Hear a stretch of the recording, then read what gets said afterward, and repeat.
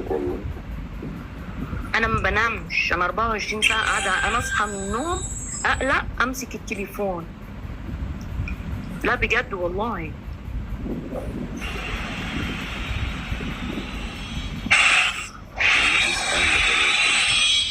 الحل ان انت تغيري الناس اللي تعرفيهم. يعني اغير اخواتي؟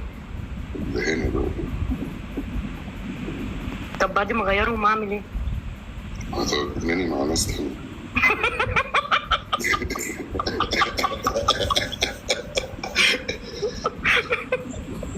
تعلمي ناس تانية الإدمان. طب اروح للدكتور؟ لو تقدري. بجد والله، لا بجد مش بهزر. والله بكلمك بجد. دي اسمها رمانة المدمنة. ابو يوسف بجد والله مش بنام، انا بنام احلم بالتليفون، ما بشوفش حد، ما بشوفش اخواتي، ما بشوفش بني ادمين. أيوة، ما هم كمان مدمنين هتلاقيهم بس في حتة تانية مع ناس تانية. هما مين؟ اللي انت ما بتشوفيهمش، ما هم كمان مش عايزين يشوفوك، مش فاضيين يشوفوك. قشطة والله على طول يتكلموا. يا ربانة. احمد وهبة اللي بيطلع وبينزل على فكرة. ما يعرفوش ان انا هنا على التيك توك. يعني ابو امال ده ركلام كده يعني. هو اللي قال لها تعالي. لا ده هيعملوا حاجات تانية. يعني مفيش حل. هيعملوا حاجات تانية. حمنا يا رب.